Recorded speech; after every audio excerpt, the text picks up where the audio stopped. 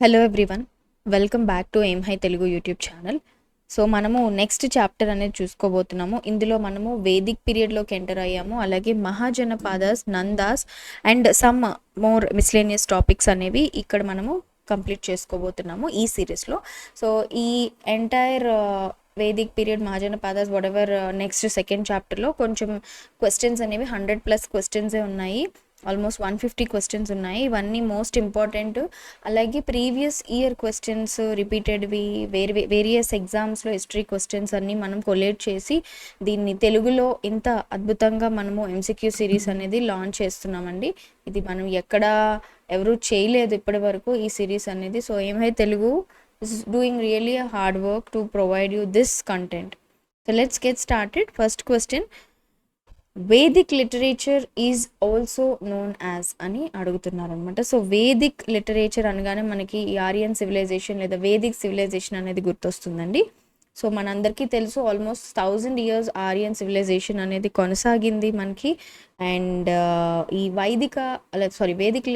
Vedic civilisation అని ఎందుకు అంటాము అంటే బేసిక్గా ఆరియన్స్కి సంబంధించిన ఈ రీసెర్చ్ అంతా కూడా మనకి వాళ్ళు అందించినటువంటి వేద సాహిత్యం ద్వారానే వాళ్ళ యొక్క చరిత్రను మనం అధ్యయనం చేస్తున్నాం. కాబట్టి దీనికి ఇక్కడ మనము వేదిక్ సివిలైజేషన్ అని కూడా అంటాం. సో వాళ్ళు ఇచ్చినటువంటి సాహిత్యాన్ని వేదిక్ లిటరేచర్, వాళ్ళు ఇచ్చినటువంటి లిటరేచర్ని వేదిక్ లిటరేచర్ అంటాం. Okay, so Aryans has given massive literature to us. So we have అందులో కొన్ని మతపరమైనవి ఉన్నాయి, కొన్ని తత్వపరమైనవి అంటే ఫిలసాఫికల్ ఉన్నాయి, which are mostly written in Sanskrit. So if you can if you can come back to this question, ఇక్కడ ఏమంటున్నారు, వేదిక్ లిటరేచర్ని ఏమని పిలుస్తారు అంటున్నారు. సో ఇక్కడ శృతి, స్మృతి, సంహిత, వేదాంగ అని కొన్ని ఆప్షన్స్ ఇచ్చారండి. The correct answer is Shruti. Okay, Shruti సాహిత్యం. ఓకే, ద వేదిక్ లిటరేచర్, వైదిక సాహిత్యం అనేది శృతి సాహిత్యంగా మనము చెప్పచ్చు. శృతి అంటే ఏంటి, శృతి సాహిత్యం అని ఎందుకు అంటాము అంటే ఇది మనకి విచ్ ఈస్ హర్డ్ అంటే విని గ్రహించబడేదండి. అర్థమైందా, రెసిటేషన్ అనమాట. ఓకే, సో వేదాస్ అన్నీ కూడా మౌఖికంగా మనకి ట్రాన్స్ఫర్ చేయబడ్డాయి. శృతి సాహిత్యం లేదా దీన్ని ఇంకొకటి విధంగా అంటాం అపౌరుషయములు అని కూడా అంటాము. అంటే మానవులు రాయలేదు అని నమ్ముతారు, దీన్ని దేవతలు రాశారని నమ్ముతారు. సో ఇది మనకి it has been passed through recitation only. అర్థమైందా. సో వేదిక్, ఇప్పుడు ఫర్ ఎగ్జాంపుల్ వేదిక్ లిటరేచర్ని మనం తీసుకున్నట్టయితే ఎంటైర్ వేదిక్ లిటరేచర్ బేసిక్గా 8 మేజర్ పార్ట్స్గా డివైడ్ చేయడం జరిగిందండి. 8 భాగాలుగా విభజించవచ్చు. అందులో మనకి వేదాసు అలాగే బ్రాహ్మణాలు ఉంటాయి. వీటన్నిటి గురించి మనం మాట్లాడతాము ఫర్దర్గా. మనకి అరణ్యకాసు ఉంటాయి, అరణ్యకాసు,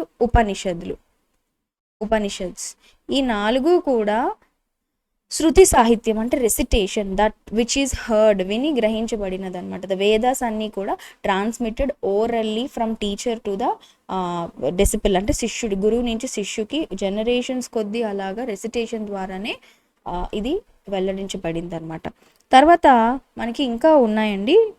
మనము 8 భాగాల్లో 4 చూసాము. మనకి వేదాంగాస్ ఉన్నాయి, ఉపవేదాస్ ఉన్నాయి, పురాణాలు ఉన్నాయి, ఇతిహాసాలు ఉన్నాయి. ఇవన్నీ కూడా మనము స్మృతి సాహిత్యం అంటాం. దీని గురించి కూడా మళ్ళీ మాట్లాడతాం.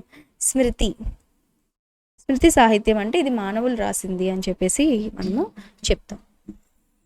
ఓకే, సో దైవం రాసింది అని చెప్పి నమ్ముతాము. కాబట్టి ఇది ఏన్షియంట్ టైమ్స్ నుంచి కూడా ఋషుల దగ్గర నుంచి విని మౌఖికంగా ఇది ట్రాన్స్ఫర్ అయ్యింది, అంటే ఓరల్లీ ట్రాన్స్మిటెడ్ లిటరేచర్. కాబట్టి దీన్ని శృతి సాహిత్యం అని మనము, that's why they are called శృతి.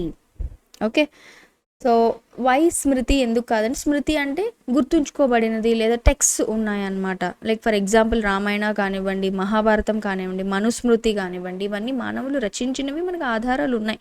స్మృతి సాహిత్యం, that one which is remembered. అలాగే సంహిత ఎందుకు కాదు అంటే ఇది refers to the collection of hymns, అంటే మంత్రాలు కలయిక అనమాట. ఓకే, ఇది వేదాల్లోంచి తీసుకున్నది. Okay. it is a part of a Vedic literature, but not into the completely Shruti Sahityam. Okay. Next వేదాంగాలు ఇప్పుడే చెప్పాము. ఇవన్నీ కూడా సహాయక గ్రంథాలు అని మనము చెప్పచ్చు అనమాట. ఓకే. ఇప్పుడు వ్యాకరణాలు అంటే ఏదైనా ఒక టాపిక్ మీద దీన్ని రాయడం, రైట్, దాన్ని వేదాంగాలుగా మనం చెప్తాం. ఆస్ట్రానమీ, జ్యోతిష్యం కానివ్వండి, వ్యాకరణం, గ్రామర్ కానివ్వండి, ఫెనెటిక్స్ కానివ్వండి, ఇవన్నీ కూడా. సో వేదిక్ లిటరేచర్ గురించి ఫోకస్ చేస్తే Vedic literature is also known as Shruti. Next question, who was the founder of Vedic literature? Yes, ఇప్పుడే మనం ఇంట్రొడక్షన్ ఇచ్చాము. ఆరియన్స్ మనకి చాలా అద్భుతమైనటువంటి మ్యాసివ్ లిటరేచర్ అనేది మనకి ఇవ్వడం జరిగింది. ద కరెక్ట్ ఆన్సర్ ఈజ్ ఆరియన్స్ లేదా ఆర్యులు. ఓకే. ద వేదిక్ కల్చర్ వైదిక సంస్కృతి అనేది డెవలప్డ్ అలాగే ఫౌండెడ్ బై ఆరియన్స్ అండి. ఆరియన్స్ మాత్రమే మనము నమ్మేది ఏంటి అంటే వాళ్ళే వేదాలని కంపోజ్ చేశారు. ఎస్పెషల్లీ ఏదైతే మనకి ఋగ్వేదని మనము ద ఓల్డెస్ట్ టెక్స్ట్గా మనము చెప్తామన్నమాట. భారతదేశంలోనే మొట్టమొదటి గ్రంథంగా మనము చెప్తాము Rigveda, the oldest Vedic text. Okay. వీళ్ళ యొక్క కల్చర్ని, వీళ్ళ యొక్క సంస్కృతిని మనము వైదిక సంస్కృతి లేదా వేదిక్ కల్చర్ అంటాం. Because these all are based on the Vedas. Okay. So ఈ ఎర్లీ వేదిక్ పీపుల్ అంతా కూడా ఎస్పెషల్లీ సప్త సింధు ప్రాంతంలో ఉండేవారండి. సప్త సింధు ప్రాంతం, ద ల్యాండ్ ఆఫ్ 7 rivers, దాన్ని మనం సప్త సింధు ప్రాంతం అని అంటాం. సో దీని గురించి కూడా ఇంకా నదుల గురించి మనం మాట్లాడదాం ఫర్దర్గా. Okay. The answer of founder of Vedic culture is Aryans. So Dravidians అంతా కూడా they are associated with the Dravidian culture and అలాగే సౌత్ ఇండియా, దక్షిణ భారతదేశానికి సంబంధించిన వాళ్ళు. బట్ వేదిక్ కల్చర్కి రిలేటెడ్ అయితే కాదు. అండ్ హరప్పన్స్ అనేది కంప్లీట్గా ఇండస్ వ్యాలీ సివిలైజేషన్, సింధు లోయ నాగరికతకు సంబంధించింది కాబట్టి ఇది కూడా వేదిక్ పీరియడ్ కన్నా ముందు వచ్చింది, కానీ వేదిక్ పీరియడ్తో సంబంధం అయితే లేదు. నెక్స్ట్ క్వశ్చన్ చూడండి, which of the following Vedic deities is not mentioned in the భోగాకోయ్ ఇన్స్క్రిప్షన్? ఈ భోగాకోయ్ శాసనంలో మెన్షన్ చేయలేనటువంటి వైదిక దేవుళ్ళ గురించి అడుగుతున్నారు. ఏ దేవుళ్ళ గురించి మెన్షన్ చేయలేదు? ఇక్కడ కొన్ని దేవుళ్ళ గురించి ఇచ్చారు. ఇంద్రుడు, అగ్ని, మిత్ర, వరుణ అని చెప్పేసి ఇచ్చారండి. కరెక్ట్ ఆన్సర్ ఈజ్ అగ్ని is the correct answer. So ఈ ఫేమస్ భోగాకోయ్ ఇన్స్క్రిప్షన్, దీన్ని మనము భోగాకోయ్ ట్రీటీ అని కూడా పిలుస్తాము. ఏదైతే మన ప్రెజెంట్ డే టర్కీలో దీన్ని డిస్కవర్ చేశారనమాట. ఓకే. సో ఇక్కడ మనకి ఎర్లీ ఆరియన్స్ ఎవిడెన్సెస్ అయితే కనిపించాయండి. ఓకే. ఇక్కడ ఈ యొక్క శాసనంలో, ఈ యొక్క ఇన్స్క్రిప్షన్లో కొంతమంది వైదిక దేవతల గురించి మెన్షన్ చేయబడింది. ఈ ఫేమస్ ఇన్స్క్రిప్షన్లో వైదిక దేవతలు, అందులో దేని గురించి నాట్ మెన్షన్డ్ అంటున్నారు? ఫస్ట్ ఆఫ్ ఆల్ మెన్షన్ చేసిన వాళ్ళలో మిత్రుడు ఉన్నాడు. వీ హ్యావ్ వరుణుడు, మనకి ఇంద్రుడు కూడా ఉన్నాడు. ఓకే. ఇంద్రుడు ఉన్నారు, దాంతోపాటు అశ్విని దేవతలు కూడా ఉన్నారండి. కానీ అగ్ని is not mentioned is in this inscription అనమాట. అగ్ని గురించి ఈ ఇన్స్క్రిప్షన్లో ఎక్కడా కూడా మెన్షన్ చేయలేదు. ఓకే. నెక్స్ట్ క్వశ్చన్ చూడండి, which of the following was the god of morality during the Rigvedic times? Okay.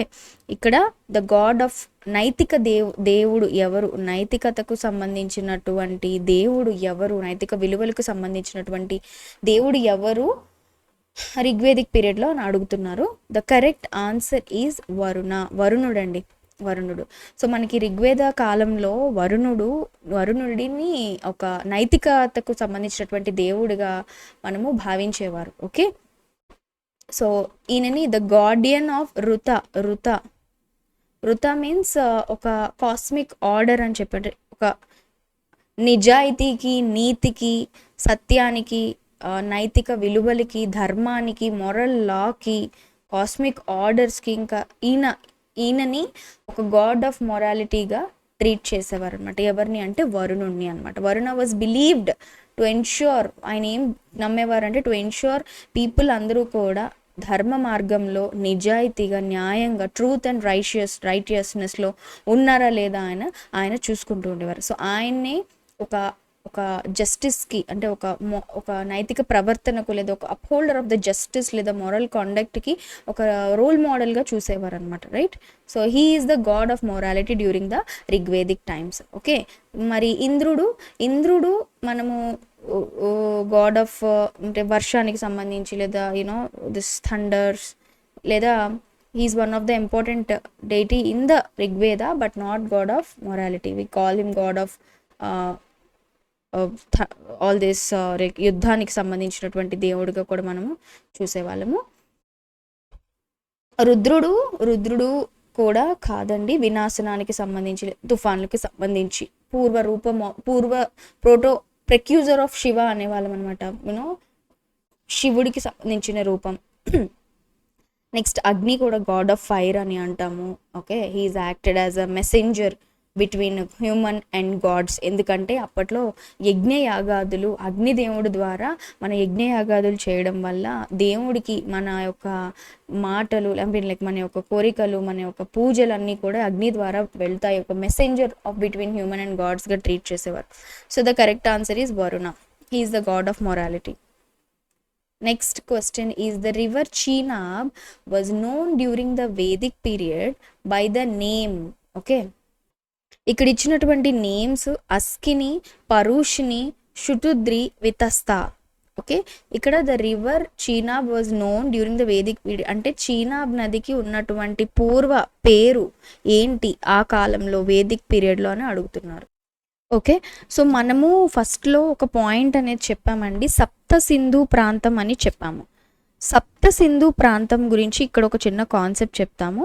So బేసిక్గా ఆర్యన్స్ ఎక్కడి నుంచి ఆర్యుల యొక్క జన్మస్థలం గురించి మనకి పర్టికులర్గా ఎవిడెన్సెస్ అయితే లేదు, but based on the historians hypothesis మనకి కొంతమంది స్వదేశీ హిస్టోరియన్స్ అలాగే విదేశీయులు కూడా కొన్ని హైపోథెసిస్లు అనేది ఇచ్చారు. సో మనకి ఏసీ దాస్ అలాగే డాక్టర్ సంపూర్ణానంద్ వీళ్ళు ఏం చెప్పారు అంటే ఆర్యుల యొక్క జన్మస్థలం సప్త సింధు ప్రాంతం అని చెప్పారనమాట. ఓకే, సో వీళ్ళిద్దరూ కూడా ఇండియన్ హిస్టారియన్సే.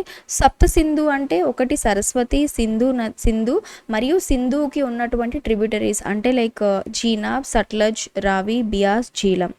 అయితే మనం ఇక్కడ ఏం అడుగుతున్నాము అంటే ఈ పేర్లన్నీ కూడా ఇప్పుడు ఏన్షియంట్ హిస్టరీలో మనం ఏదైనా ఒక ఎవిడెన్స్ దొరికినటువంటి ప్రాంతం కానీ నదుల ప్రాంతాలు కానీ డెసర్ట్స్ ప్రాంతాలు కానీ కరెంట్ నేమ్స్ వాడతాం, బట్ వేదాల్లో వీటికి ఉన్న పేర్లు ఏమిటి అనేది మనము చూద్దామండి. సో మనకి వేదాల్లో సరస్వతి నది కనుక మనం చూసుకున్నట్టయితే సరస్వతికి సరస్వతి అనే ఉంది. ఓకే, సింధు నదికి సింధు నది అని ఉంది. చీనాబ్ నదికి అస్కిని, అలాగే సట్లజ్కి సుతుద్రి. ఓకే, సట్లజ్కి శుతుద్రి. నెక్స్ట్ వచ్చేసి రావి నదికి పరుషిని, తర్వాత వచ్చేసి బియాస్ నదికి విపాస, జీలం నదికి వితాస్త. ఓకే, వితాస్త. సో ఇవ్వండి. సో దీని ప్రకారం కరెక్ట్ ఆన్సరు చీనాబ్ నదిని వేదిక్ పీరియడ్లో ఏమని పిలిచేవారు అంటే అస్కిని అని పేరు ఉండేది. So during Vedic period the river Chenab is known as Askini. Okay, the word Askini అంటే ఏమిటి అంటే అస్కిని అనే మీనింగ్ ఏంటి అంటే డార్క్ కలర్ అంటే నలుపు అండి, బ్లాక్. సంస్కృతంలో అస్కిని అంటే బ్లాక్ అని అర్థం. సో మనం రిమైనింగ్ కూడా చెప్పాం, చీనాబ్ అంటే అస్కిని అని, రవి అంటే పరుషిని అని, సట్లజ్ అంటే శుతుద్రి అని, జీలం అంటే వితాస్త అని మనము కూడా తెలుసుకున్నాం. Okay, so next question, which one of the following assemblies was also called Narishta meaning a resolution that cannot be broken? ఇక్కడ ఇచ్చినటువంటి ఆప్షన్స్ చూడండి, గణ, విధాత, సభ, సమితి. ఓకే, సో కరెక్ట్ ఆన్సర్ చూసుకున్నట్టయితే ఇక్కడ ఏమంటున్నారు, ఏ అసెంబ్లీస్ని మనము నరిష్ట అని కూడా పిలుస్తాము దాని అర్థం ఏమిటి అంటే ఒక రెజల్యూషన్ పాస్ చేస్తే అది మనం బ్రేక్ చేయలేము. So the correct answer is సమితి అనమాట. సో ఋగ్వేద కాలంలో మనకి సమితి అనేది ఒక ప్రజాసభ అండి, ఒక అసెంబ్లీ, పాపులర్ అసెంబ్లీ అనమాట. సో మనము ప్రెజెంట్ చెప్పాలి అంటే ఒక general assembly, people general assembly అని మనము చెప్పచ్చు. సో ఈ సమితి అనేది ఏమిటి అంటే decisions which are taken by Samiti, ఆ డెసిషన్స్ని మనము నరిష్ట అని పిలుస్తామన్నమాట. When we say Narishta which means ఒక తీర్మానం పాస్ అయితే అది ఇర్రివోకబుల్ అనమాట, రివోక్ చేయడానికి అవ్వదు. ఒక రెజల్యూషన్ పాస్ అయినా, ఒక డెసిషన్ మేక్ అయినా, నరిష్ట అంటే అర్థం ఎవ్వరు దాన్ని ఉల్లంఘించలేరు అది అనమాట. ఓకే, అందుకే సమితి అనేది ఈ వర్డ్ నరిష్ట అనే దానికి సమితి అనే మీటింగ్ని అసోసియేట్ అయ్యి ఉంది. ఓకే, ఈ గణ అనేది ఒక తెగకి లేదా ఒక వంశ సమూహానికి సంబంధించినటువంటి వర్డ్, ఈ పదం అక్కడ వాడతాము. సభ అనేది ఇట్స్ లైక్ ఒక కౌన్సిల్ ఆఫ్ పీపుల్, అంటే ఒక సభ, గ్రూప్ ఆఫ్ పెద్దవాళ్ళందరూ కలిసి కూర్చొని మాట్లాడుకునేది, అంటే అడ్మినిస్ట్రేటివ్ మ్యాటర్స్ అన్నీ మాట్లాడుకుంటారు, దాన్ని మనం చెప్తాము విధాత. ఇట్స్ కాల్డ్ ఋగ్వేదిక్ టైంలో ఒక ఓల్డెస్ట్ అసెంబ్లీ, అత్యంత ప్రాచీన సభ విధాతగా మనం చెప్తాం. ఓకే, ఈ ఎంటైర్ ఆర్యుల పొలిటికల్ అడ్మినిస్ట్రేటివ్ సిస్టంలో ఉండేటువంటి పదాలండి ఇవి మెయిన్గా. సో సమితి అంటే జనరల్ అసెంబ్లీ ఆఫ్ పీపుల్ అని చెప్పాం, సభ అంటే ఈ కౌన్సిల్ ఆఫ్ ఎల్డర్స్ అందరూ కూర్చొని, గ్రామ పెద్దలు అందరూ కూర్చొని మాట్లాడుకునే విధానం మనం సభ అని చెప్పాం. విధాత ఇట్స్ ఓల్డెస్ట్ అసెంబ్లీ. అలాగే గణ అనేది ఒక క్లాన్ని, ఒక తెగకి సంబంధించి లేదా ఒక ట్రైబ్కి సంబంధించినటువంటి సమూహాన్ని గణం అని పిలుస్తాం. Moving on to the next question, which of the following does not come under Shruti literature? So ఫస్ట్లోనే మనము మాట్లాడాము, శృతి లిటరేచర్లోకి రానివి ఏమి అని అడుగుతున్నారు. మనం ఫస్ట్ ఏం చెప్పాము, వేదిక్ లిటరేచర్లో మనకి 8 మేజర్ పార్ట్స్ ఉంటాయి. వేదాసు, బ్రాహ్మణాసు, అరణ్యకాసు, ఉపనిషత్స్ అన్నీ కూడా శృతి సాహిత్యంలో ఉంటాయి. వేదాంగాలు, ఉపవేదాలు, పురాణాలు, ఇతిహాసాలను స్మృతి సాహిత్యంలో ఉంటాయి. సో ఇక్కడ గమనించుకుంటే బ్రాహ్మణాస్ అనేది శృతి సాహిత్యంలోకి వస్తుంది, వేదాంగాలు అనేది స్మృతి సాహిత్యంలోకి వస్తుంది, అరణ్యకాసు శృతి సాహిత్యంలోకి వస్తుంది, ఉపనిషత్స్ వచ్చేసి శృతి సాహిత్యంలోకి వస్తుంది. సో శృతి కానిది ఏదైనా ఉంది అంటే అది వేదాంగాస్ అని మనము చెప్పచ్చు అనమాట. సో వేదాంగాలు doesn't come under Shruti literature. They are considered as a auxiliary disciplines అని చెప్పచ్చండి, సహాయక శాస్త్రాలు. అంటే వేదాలను అర్థం చేసుకోవడానికి వేదాంగాలు మనకి రావడం జరిగింది. వేదాంగాలు అనే పేరులోనే ఉంది, వేదాలు అంగాలు అంటే వేదాల్ని అర్థం చేసుకోవడానికి వచ్చినటువంటి శాస్త్రం అనమాట. అంటే ఫర్ ఎగ్జాంపుల్ మనము ఈ వేదాంగాల్లో మనం ఉన్నవన్నీ కూడా మనం చూసుకుంటే శిక్ష ఉందండి. శిక్ష టాక్స్ అబౌట్ ఫెనెటిక్స్, అంటే ఉచ్చారణ, మంత్రాల యొక్క ఉచ్చారణ. ఈ వేదాల మీద రాసినటువంటివి ఇవన్నీ కూడా స్మృతి సాహిత్యంలోకి వస్తాయి అన్నమాట. అలాగే మనకి వేదాంగాల్లో నిరుక్త ఉంటుందండి. నిరుక్త అంటే దీన్ని మనము ఎటిమాలజీ అని చెప్పచ్చు. ఎటిమాలజీ అంటే పదం యొక్క ఆవిర్భావన ఎలా జరిగింది అనే టాపిక్ మీద డిస్కషన్ ఉంటుంది. తర్వాత మనకి వ్యాకరణం ఉంటుంది. వ్యాకరణము అంటే గ్రామర్. మనకి ఛందస్సు ఉంటుంది.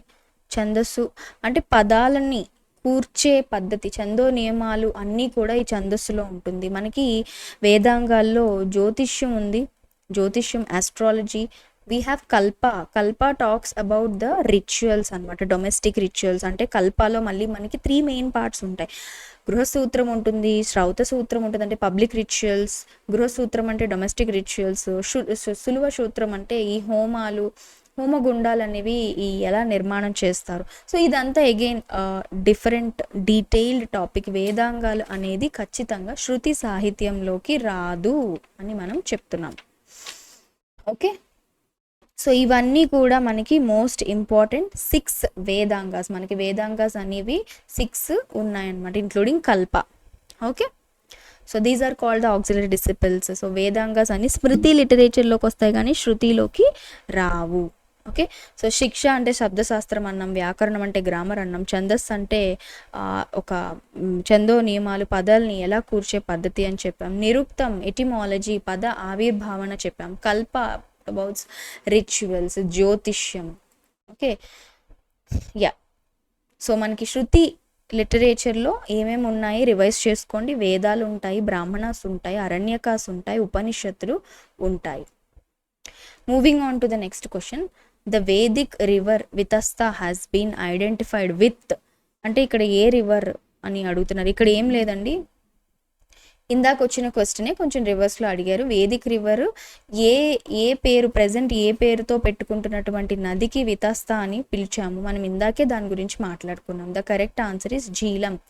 So the Vedic river Vitasta అనేది identified with the modern river Jhelum. Jhelum నది అనమాట. వితస్తా అనేది మనకి one of the most important river అండి. ఋగ్వేదాలో మనకి మెన్షన్ చేశారు. ఇది మనకి జీలం నది, జీలం అన్న వితస్తా అన్న ఒకటే. జీలం నది ఇది మనకి కాశ్మీర్ వ్యాలీలో ఉంటుంది. తర్వాత ఇది ఈ ఇండస్ రివర్ సిస్టంలోకి జాయిన్ అయింది, అక్కడి నుంచి ఆరిజినేట్ అయ్యి. ఓకే, రవి నది కాదు, దీనికి రవి నది వేదిక్ నేమ్ వచ్చేసి Parushni. And we have Chenab, Chenab మనం మాట్లాడాము, అస్కిని, అలాగే బియాస్ వచ్చేసి విపాస. ఇవన్నీ కూడా సంస్కృత నేమ్స్ అన్నమాట బేసిక్గా. తర్వాత క్వశ్చన్ చూద్దాం. విచ్ ఆఫ్ ద ఫాలోయింగ్ బ్రాహ్మణ టెక్స్ట్స్ బిలాంగ్ టు అథర్వ వేద? ఇక్కడ ఇచ్చినటువంటి ఆప్షన్స్ శతపథ, అలాగే ఐతరేయ, గోపథ, పంచవింశ్ అని ఇచ్చారనమాట. సో ఇక్కడ బ్రాహ్మణ టెక్స్ట్స్, మనం బ్రాహ్మణాస్ గురించి మాట్లాడుకున్నాము. విచ్ ఆఫ్ ద ఫాలోయింగ్ బ్రాహ్మణ టెక్స్ట్ బిలాంగ్స్ టు అథర్వ వేద అంటున్నారు. అథర్వ వేదకి సంబంధించినటువంటి బ్రాహ్మణ టెక్స్ట్ ఏది అంటే ద కరెక్ట్ ఆన్సర్ ఇస్ గోపథ. గోపథ బ్రాహ్మణం అండి. ఓకే, గోపథ బ్రాహ్మణం ఈస్ ద ఓన్లీ బ్రాహ్మణ టెక్స్ట్ అసోసియేటెడ్ విత్ అథర్వణ వేద. అయితే ఎవరైనా కొత్త వాళ్ళు ఉంటే వాళ్ళకి ఇది అర్థం అవ్వకపోవచ్చు. మనం బ్రాహ్మణాస్, శృతి సాహిత్యంలో వేదాల తర్వాత బ్రాహ్మణాస్ ఉంటాయని మనము చెప్పామండి. బ్రాహ్మణ అంటే ఇక్కడ మన టాపిక్లో క్యాస్ట్ అయితే కాదండి, మనకి వేదిక్ లిటరేచర్లో మనకి కొన్ని గ్రంథాలు ఉన్నాయండి. వాటిని మనము we have few text which we call as బ్రాహ్మణ. ఇవి ఎక్కువగా మనకి యజ్ఞయాగాల గురించి చెప్తూ ఉంటాయి అన్నమాట. సో బ్రాహ్మణులన్నీ కూడా యజ్ఞయాగాల గురించి, వాటి యొక్క విధి విధానాల గురించి మనము చెప్తూ ఉంటాయి. ఈ Brahmanas is a kind of text అని మనం చెప్పచ్చు. ఈ బ్రాహ్మణాస్ అనేవి మనకి మొత్తం 7 బ్రాహ్మణాస్ ఉన్నాయన్నమాట. ఈ 7 బ్రాహ్మణాస్ని 4 వేదాలకి, ఈ 4 వేదాలకి అనుబంధ గ్రంథాలు అని మనము చెప్పచ్చు. రిలేటింగ్ టెక్స్ట్ అని మనము చెప్పచ్చు. అసోసియేటెడ్ టెక్స్ట్స్ ఫర్ 4 వేదాస్ ఎలా డిఫైన్ చేశారు? మనకి ఈ 7ని 4 వేదాలకు లింక్ చేశారు. వచ్చేసి ఫస్ట్ ఐతరేయ బ్రాహ్మణం, అలాగే కౌశీతకి బ్రాహ్మణం. ఈ 2 కూడా ఋగ్వేదానికి సంబంధించింది. ఓకే, కౌశీతకి అలాగే ఐతరేయ ఋగ్వేదానికి సంబంధించింది. ఓకే, ఈ మనకి నెక్స్ట్ వచ్చేసి ఋగ్వేద, యజుర్వేద, సామవేద, అథర్వణ, ఈ 4 వేదాలు ఉన్నాయి కదండి. వీటిని ఎలా లింక్ చేశారో చెప్తున్నాం. శతపథ బ్రాహ్మణం, అలాగే తైత్తరీయ బ్రాహ్మణం, ఇవి 2 కూడా యజుర్వేదానికి సంబంధించింది. అలాగే తైమీనీయ బ్రాహ్మణం, తాండ్యమాన బ్రాహ్మణం సామవేదానికి సంబంధించింది. అండ్ ఫైనల్లీ గోపథ బ్రాహ్మణం వచ్చేసి అథర్వణ వేదానికి సంబంధించింది అనమాట. సో ఇవన్నీ కూడా యజ్ఞయాగాల గురించి తెలియజేసేవేనండి బ్రాహ్మణ టెక్స్ట్ అన్నీ కూడా. సో ఈ Brahmana text which is related to Atharvana Veda అంటే మనం గోపథ బ్రాహ్మణ అని గుర్తుపెట్టుకోవచ్చు. Okay okay. Who of the following led the confederacy of 10 kings against Sudasa? Okay, ఏం ఆప్షన్స్ ఇచ్చారు? విశ్వామిత్ర, భరద్వాజ, వశిష్ఠ అండ్ అత్రి. ఓకే, ఇక్కడ ఏం అడుగుతున్నారు? బ్యాటిల్ ఆఫ్ 10 కింగ్స్ గురించి అడుగుతున్నారు. Okay, the famous battle of 10 kings. Okay, మనకి ఋగ్వేద కాలంలో గోవుల కోసం యుద్ధాలు అనేవి జరిగేవండి. అంటే చాలా మోస్ట్ ఆఫ్ ద వార్స్ అనేవి ఇట్ హ్యాపెండ్ ఫర్ కౌస్ అనమాట, గోవుల కోసం యుద్ధాలు జరిగాయి. సో ఋగ్వేదంలో యుద్ధాలను గవిష్టి అని పిలుస్తారనమాట, ఆ సంబోధన అలా ఉంది. సో గవిష్టి అని పిలుస్తారు. సో గోవుల కోసం యుద్ధాలు జరిగాయి కాబట్టి గవిష్టి అన్నారు. ఓకే, సో ఋగ్వేదంలో అన్నిటికైనా ఒక ప్రధాన యుద్ధం, మోస్ట్ ఇంపార్టెంట్ యుద్ధం ఉంది. దాన్ని మనము దశరజ్ఞ అని అంటామండి. దశరాజుల యుద్ధం అంటే బ్యాటిల్ ఆఫ్ 10 కింగ్స్. ఇక్కడ ఏమంటున్నారు, ఇక్కడ ఎవరికి జరిగింది, ఎవరు లీడ్ చేశారు అని అడుగుతున్నారు. So the correct answer is actually Vishwamitra. బేసిక్గా ఇది పరుష్ణి నది అంటే ప్రెసెంట్ రవి రివర్ అనమాట. Ravi river it happened between ఎవరెవరి మధ్యన జరిగింది అంటే భరత ట్రైబ్ అలాగే పురు ట్రైబ్కి మధ్యలో జరిగిందనమాట. ఓకే, ఇది మనకి ఎవరు లీడ్ చేశారు అంటే విశ్వామిత్రుడండి. ఓకే, సో మన ఆన్సర్ వచ్చేసి విశ్వామిత్ర.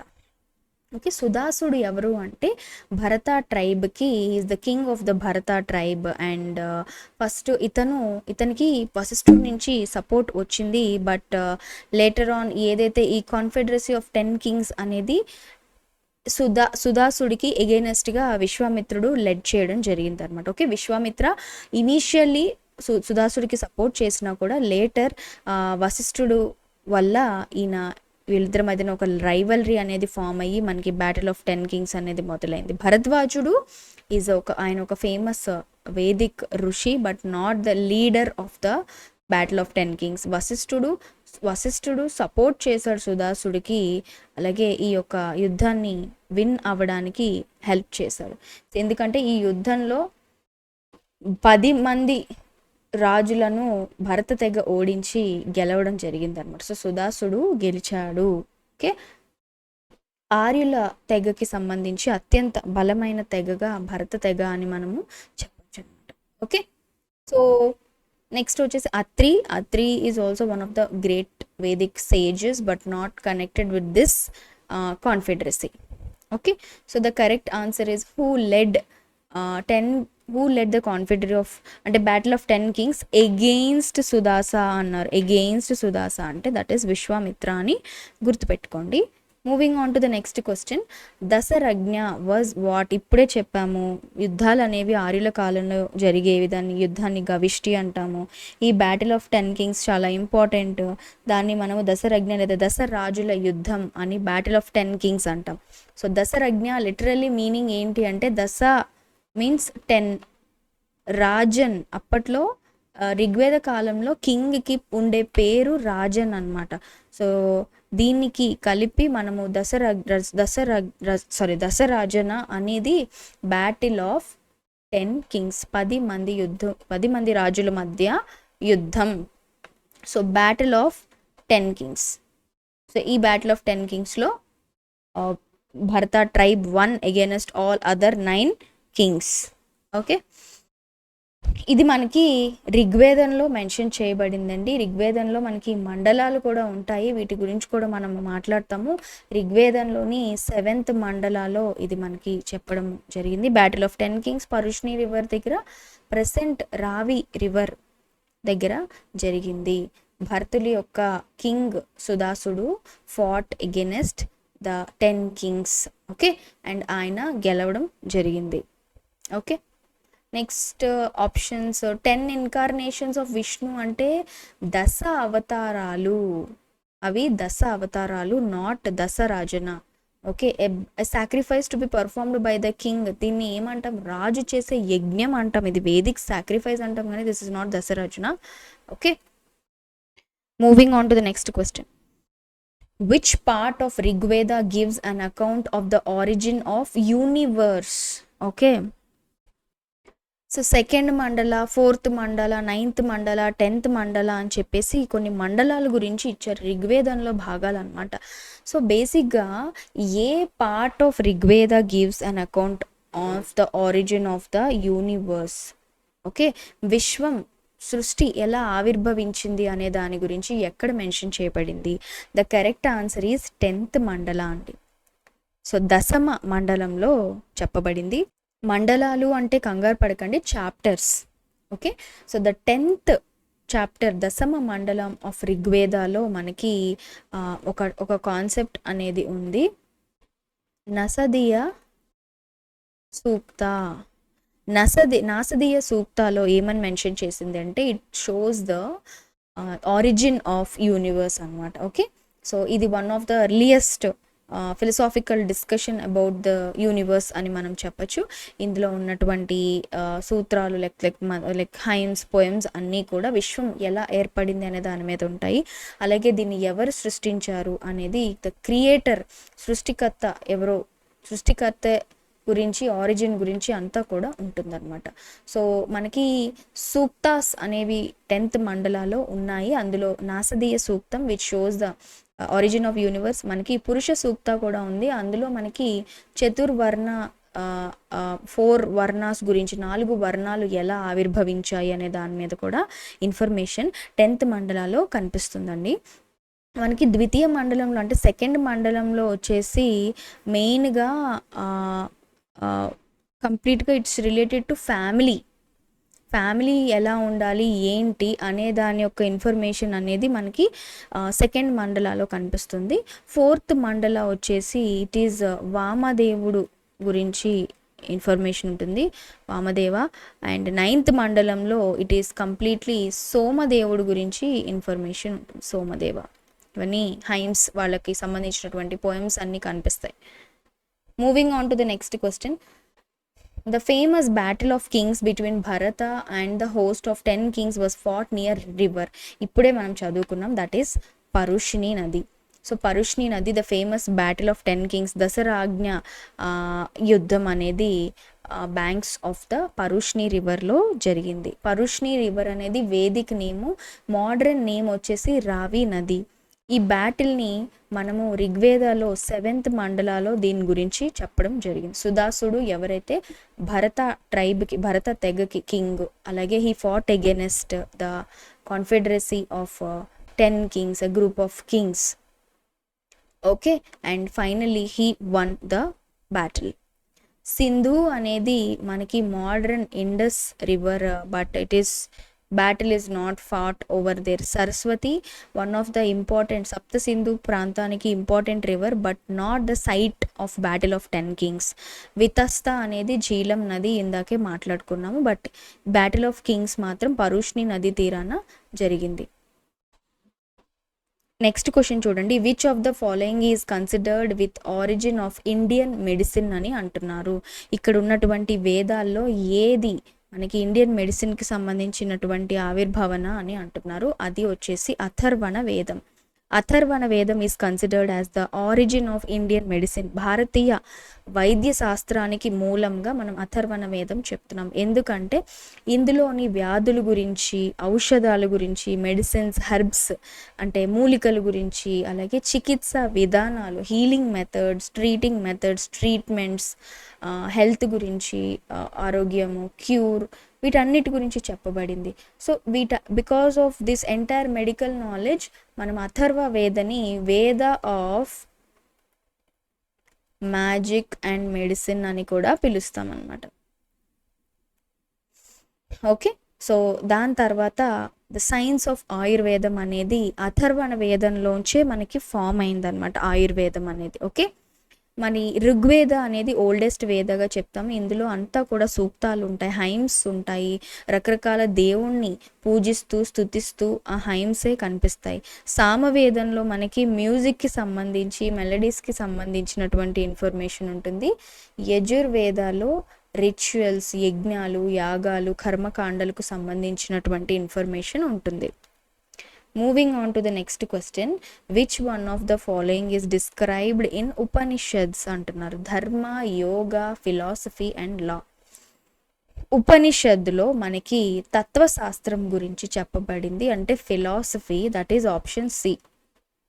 ఉపనిషత్తులు అనేవి ఎక్కువగా ఫోకస్ అనేది ఫిలాసఫీ మీద మరియు స్పిరిచువల్ నాలెడ్జ్, ఆధ్యాత్మిక జ్ఞానం గురించి మనకి ఇన్ఫర్మేషన్ ఇస్తుంది అనమాట. రైట్, అంటే ఆత్మ అంటే ఏంటి, ఆత్మస్వరూపం ఎలా ఉంటుంది, నేచర్ ఆఫ్ ద సోల్, అలాగే బ్రహ్మం అంటే ఏంటి, what is the relation between ఆత్మకి పరమాత్మకి ఉన్నటువంటి సంబంధము, okay. What is the truth behind all the soul. ఎక్కువ this is, if you see this all into the spiritual and philosophical discussions will be happening in the Upanishads. Okay. ఈ ఉపనిషత్స్ని మనము వేదాంతాలు అని కూడా అంటాం. వేదాంతాలు అని ఎందుకు అంటే వేదాల అంతం లేదా వేదాల సారాంశం అని కూడా మనం చెప్తాం. ధర్మం అంటే ధర్మశాస్త్రాల గురించి చెప్తాము. యోగా అంటే ఎక్కువగా ఉపనిషత్తుల్లో చెప్పినప్పటికీ కూడా బట్ ఇదంతా కూడా యోగా అనేది ధ్యానానికి సంబంధించింది. బట్ మనకి ఉపనిషత్ అనేది ఎక్కువగా ఫిలాసఫీకి సంబంధించింది.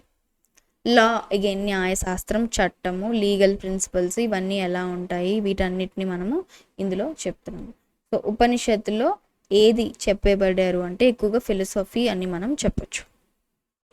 Next question, which of the following purusharthas is not a part of trivarga అని అంటున్నారు. సో మన ఇన్ ఇండియన్ ఫిలాసఫీ మనకి which of the not a part of trivarga అంటున్నారండి. బేసిక్గా త్రివర్గము అంటే ఏంటి అంటే 3 పురుషార్థాలు అనేవి ఉంటాయి. 3 అంటే 3. అందులో ఏముంటుంది? ధర్మం, అర్థం, కామం ఉంటుంది. వీటిని మనం త్రివర్గ అంటాం. ఈ మోక్షం అనేది త్రివర్గలో పార్ట్ కాదు. సో ఇదే మన ఆన్సర్. ఈ 3 త్రివర్గలో పార్టే. మన భారతీయ ఫిలాసఫీలో, తత్వశాస్త్రంలో 4 పురుషార్థాలు ఉన్నాయండి. 4 పురుషార్థాస్ అంటే which is nothing but 4 goals of human life అని మనము చెప్పచ్చు. అది వచ్చేసి ధర్మ, అర్థ, కామ, మోక్ష. అంటే ఈ 4 గోల్స్లో మనకి మోక్షం అనేది కనిపిస్తుంది కానీ త్రివర్గలో మాత్రము కనిపించదు. The first 3 purusharthas are called trivarga. Moksha అనేది అత్యంతమైన పురుషార్థంగా మనం చెప్పచ్చు, హయ్యెస్ట్ గోల్. అందుకే దాన్ని సెపరేట్గా ట్రీట్ చేయడం జరిగిందనమాట. Next question, which of the following has opened that the original homeland of the ఆరియన్స్ was Arctic region? ఎవరు చెప్పారు ఆర్కిటిక్ రీజియన్ నుంచి ఆర్యులు స్వస్థలం అది అని చెప్పేసి? ఆ థియరీ ఎవరు చెప్పారు? మనం చెప్పాము ఆర్యులు యొక్క హోమ్ ఆవిర్భావన ఎక్కడుంది అని చెప్పేసి కొంతమంది స్వదేశీ స్కాలర్స్, హిస్టోరియన్స్, అలాగే విదేశీయులు అని కొంతమంది, అందరూ కూడా కొన్ని హైపోథెసిస్లు మనకి ఇచ్చారు. కొంతమంది ఆరియన్స్ స్వదేశీయులే అని చెప్పారు, ఇది ఇక్కడి నుంచి భారతదేశం నుంచి ఆవిర్భవించారు అని. కొంతమంది ఏమో వాళ్ళు విదేశీయుల నుంచి ఇక్కడికి వచ్చి సెటిల్ అయిపోయారు అని చెప్పారు. కానీ మనకి ఏ ప్రాంతం నుంచి వచ్చారు అనేది ఏది కూడా ఒక క్లారిటీ లేదు. మనకి ఎంతోమంది స్కాలర్స్, హిస్టోరియన్స్ ఒక హైపోథెసిస్ ఇచ్చారు. అంటే దయానంద్ సరస్వతి గారు కానివ్వండి, బాలగంగాధర్ తిలక్ కానివ్వండి, మెక్డొనాల్డ్, అలాగే డాక్టర్ పెంకా, వీళ్ళందరూ కూడా, Adolf Hitler, Max Muller, William Jones, Charles Wilkins, Max Muller, A L Basham, ఇలా రకరకాల మంది వీళ్ళందరూ ఇన్ఫర్మేషన్ ఇచ్చారు. కాకపోతే ఆర్కిటిక్ రీజియన్ అంటున్నారు. బాలగంగాధర్ తిలక్ ఆరియన్స్ మైగ్రేట్ అయ్యారు ఆర్కిటిక్ రీజియన్స్ అని ఆయన చెప్పడం జరిగింది. ఆయన ఒక పుస్తకం కూడా రాశారు. ఆ పుస్తకం పేరు ఏంటి అంటే the Arctic home in the Vedas. ఇది బాలగంగాధర్ తిలక్ గారు రాసినటువంటి పుస్తకం అనమాట. So Balgangadhar Tilak proposed the Arctic home theory. So ఆయన ప్రకారము original homeland of Aryans was the Arctic region అని అంటున్నారు. సో ఈయన the Arctic home in the Vedas ఈ పుస్తకం 1903లో మనకి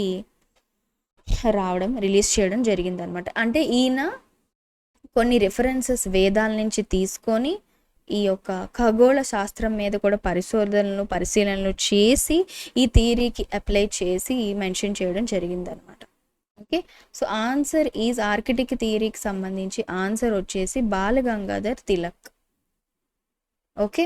మ్యాక్స్ మ్యూలర్ వచ్చేసి మ్యాక్స్ మ్యూలరు మనకి సపోర్ట్ చేశారు ఆరియన్స్ ఏ థీరీని సపోర్ట్ చేశారు అంటే సెంట్రల్ ఏషియన్ థీరీస్ని ఈయన సపోర్ట్ చేయడం జరిగింది. ఎందుకంటే many people still agree that Max Muller theory అంటే ఏంటంటే Aryans came from Central Asia అని ఆయన చెప్తున్నారు.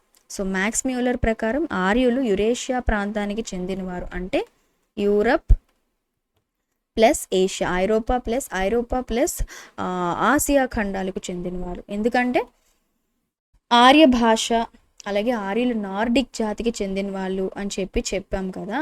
సో ఆయన ఏమనుకుంటున్నారు, ఆయన ప్రకారం అంటే అరౌండ్ 2000 BCలో ఆర్యులు వలస వెళ్ళడం ప్రారంభించారు అని చెప్పేసి, ఫస్ట్ యూరప్ నుంచి మొదలు పెట్టుకొని వీళ్ళు ఆర్యులు యురేషియాకి, ఓకే, ఈ ప్రాంతంలో, ఆ తర్వాత సెంట్రల్ ఏషియాకి మైగ్రేట్ అయ్యారు అని చెప్పేసి ఇలా ఒక థియరీ ఆయన ఇవ్వడం జరిగింది. సో వెస్ట్ నుంచి ఈస్ట్ వీళ్ళు ట్రావెల్ చేశారు. దీనికి he has given some examples also.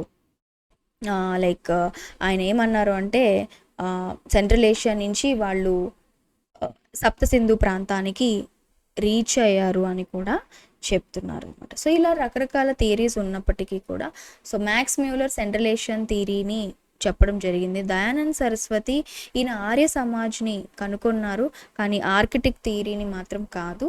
AC Das ఈయన అగైన్ సప్తసింధు సిద్ధాంతాన్ని ఈయన మనకి ఒప్పుకొని he is supporting that. Okay, next question. So మనం ఇంకా డీటెయిల్డ్గా బేసిక్ టు అడ్వాన్స్ ప్రతి కాన్సెప్ట్ కంప్లీట్ చేసుకుంటాం, డోంట్ వరీ. నెక్స్ట్ క్వశ్చన్ చూడండి. In Rigveda maximum number of shlokas are written in the memory of. ఎక్కువగా ఏ దేవుడి గురించి ఋగ్వేదంలో మెన్షన్ చేయబడింది అంటే మ్యాక్సిమం నెంబర్ ఆఫ్ శ్లోకాలు లేదా సూక్తులు ఇవన్నీ కూడా ఇంద్రుణ్ణి ప్రస్తావిస్తూ రాయడం జరిగిందండి. సో ఎందుకంటే అప్పట్లో ప్రధాన దేవుడుగా ఇంద్రుణ్ణి ఋగ్వేద కాలంలో పూజించేవారు అనమాట. ఓకే, ఈయన్ని గాడ్ ఆఫ్ వార్గా కూడా మనము చెప్పడం జరిగింది. ఎందుకంటే Indra is famous for killing the వృత్రుడు అనేటువంటి ఒక అసురుడిని ఆయన చంపారండి. ఇతను నదిల్ని ఆపేసి వాటర్ని బ్లాక్ చేసేస్తే సో ఇతను ఇంద్రుడు వృత్రుడిని సంహరించాడు. దాన్ని మనము వృత్రహనుడు అని కూడా ఆయన్ని ఈ యొక్క యుద్ధాన్ని మనము చెప్తాము. వృత్రాహనుడు విచ్ మీన్స్ వృత్తుని సంహరించిన వాడుగా ఇంద్రుని మనము చెప్తాము. కాబట్టి ఎక్కువ మోతాదులో మనకి ఋగ్వేదంలో శ్లోకాలు ఇంద్రుడికి సంబంధించినవే ఉన్నాయి. Brahma is not a prominent deity in Rigveda period. విష్ణువు గురించి ఋగ్వేదంలో చెప్పబడింది, కాకపోతే comparatively most are with Indra. శివుడు is also the major deity, మనకి లేటర్ వేదిక్ పీరియడ్లో కనిపిస్తారు రుద్రుడుగా. ఇన్ ఋగ్వేద మనము మెయిన్ ఫామ్ వచ్చేసి రుద్రుడుగా మనకి కనిపిస్తాడు. బట్ ఇక్కడ క్వశ్చన్ ఏంటి, maximum number of shlokas on the ఇంద్రుడి మీదే. Next, how many times does the word జన అకర్ ఇన్ ఋగ్వేద. మనకి జన అంటే మీనింగ్ ఏంటండి, ప్రజలు, పీపుల్. ఓకే, అలాగే ట్రైబ్ ఒక తెగ అని మనం చెప్పచ్చు, లేదా ఒక సమూహం లేదా సమాజం, కమ్యూనిటీని మనము జన అని పిలుస్తాం ఋగ్వేద కాలంలో. సో బేసిక్ ఇక్కడ ఏమంటున్నారు, ఈ పదాన్ని ఋగ్వేదంలో ఎన్నిసార్లు వాడారు అంటున్నారు. The correct answer is in Rigveda the word జన అకర్స్ అప్రాక్సిమేట్లీ 275 times. సో ఈ frequent occurrence of this word బట్టి మనకి సామాజిక వ్యవస్థ ఋగ్వేదిక్ సొసైటీ అనేది పూర్తిగా తెగల వారీగా ట్రైబల్ డామినెంట్ సొసైటీగా మనము చెప్పచ్చు. So political and social organization ఆ టైంలో ఋగ్వేదిక్ పీరియడ్లో బేస్డ్ ఆన్ జనా ఓన్లీ, అంటే ఒక రాజ్యాలో ఒక రాష్ట్రాలో కాదండి, బేస్డ్ ఆన్ తెగలు వారీగా ఇక్కడ పాలన అనేది జరిగింది. సో ఋగ్వేదంలో దీని యొక్క ప్రస్తావన దాదాపుగా 275 times వాడడం జరిగింది. సో జన అంటే తెగ, ట్రైబ్ లేదా పీపుల్ అని చెప్పాము. ఓకే, ఇక్కడ ఇంకొక కొన్ని వంశ సమూహాలని క్లాన్ అంటామండి. దాన్ని మనము క్లాన్ని విష్ అని యూజ్ చేస్తాం పదము. అలాగే విలేజ్ని గ్రామ అని వాడతాము. ఫ్యామిలీని కుల అంటాము. ఒక తెగ నివసించే ప్రాంతాన్ని మనము జనపద అంటాం. వాళ్ళందరూ ఈ జనాలు నివసించే ప్రాంతాన్ని జనపద అంటాం. Okay, moving on to the next question. Which of the following assemblies was normally involved in the election of the king? కింగ్ని ఎలక్ట్ చేసుకుని ఇందాక మనం మాట్లాడుకున్నాము సమితి. ఋగ్వేద కాలంలో సమితి అనేది ఒక పాపులర్ అసెంబ్లీ, ప్రజాసభ. సో ఇది పబ్లిక్తో ఇంటరాక్ట్ అవ్వడానికి ఉపయోగపడేటటువంటి మోస్ట్ ఇంపార్టెంట్ అసెంబ్లీగా మనం చెప్పచ్చు. దీన్ని మనము general assembly of the people అని చెప్పచ్చు. ఒక రాజుని ఎలెక్ట్ చేసుకోవడానికి, సెలెక్ట్ చేసుకోవడానికి, ఎంపిక చేసుకోవడానికి ఈ సమితిని వాడేవారు అనమాట. ఓకే, పొలిటికల్ మ్యాటర్స్ కూడా డిస్కస్ చేసుకోవడానికి ఈ అసెంబ్లీని వాడేవారు. దాన్ని మనం సమితి అంటాం. సభ అనేది ఊరి పెద్దలందరూ కూర్చొని ఉండేటువంటి ఒక కౌన్సిల్గా మనం చెప్పచ్చు. ఎక్కువగా ఇక్కడ న్యాయాలు, ధర్మాల గురించి, అంటే జుడిషియల్ సిస్టమ్ లాగా పనిచేసేది. గణ అనేది మనము ట్రైబ్, ఒక తెగ, ఒక వంశం అని మనం చెప్పుకున్నాము. It's not an assembly to elect kings. Vidatha అనేది it's one of the oldest Rigvedic assembly. అంటే ఇక్కడ ఎక్కువగా religious or social or any other things, సైనిక విభాగానికి సంబంధించినటువంటి మాటలు, మతపరమైనటువంటి మాటలు, సోషల్ సామాజిక వ్యవస్థకి సంబంధించినటువంటి డిస్కషన్స్ అన్నీ కూడా విధాతాలో జరిగేవి. సో ఇవన్నీ కూడా టైప్ ఆఫ్ అసెంబ్లీస్ అనమాట. Okay, the assembly which is used for electing the king అంటే సమితి అని మనము చెప్తాం. సో విత్ దిస్ బేసిక్గా కొన్ని ఈజీ క్వశ్చన్స్ మ్యాక్సిమం మనము కంప్లీట్ చేసుకున్నాము. ఆరియన్స్ మోస్ట్లీ ఈ సెట్ ఆఫ్ క్వశ్చన్స్లో మనం వేదిక్ లిటరేచర్ మీద ఎక్కువగా ఫోకస్ చేసాము. అలాగే ఆరిజిన్ ఆఫ్ ఆరియన్స్ మీద ఫోకస్ చేసాం. ఆర్యుల యొక్క నాగరికత, ఆర్యుల యొక్క ఆవిర్భావన, వాళ్ళు ఏ ప్రాంతం నుంచి వచ్చారు, ఏ హిస్టారియన్స్ ఏ థీరీస్ ఇచ్చారు అని కొంచెం మాట్లాడుకున్నాము. పూర్తిగా క్వశ్చన్స్ అన్నీ అయిపోయిన తర్వాత ఒక క్లారిటీకి అయితే వస్తాం. ఎవరైనా సరే మీరు ఎన్సీఆర్టీస్ చదివినా, ఏన్షియంట్ హిస్టరీ బుక్స్ చదివినా సరే, బుక్స్ చదివినా లేదా వీడియోస్ క్లాసెస్ నేర్చుకున్న, ఆ క్లాసులు, ఆ పుస్తకాల రివిజన్స్ అయిపోయాక ఈ ఎంసీక్యూ సిరీస్ చూస్తే మీకు చాలా యూజ్ అవుతుంది. Okay, so thank you so much. Will continue in the next video.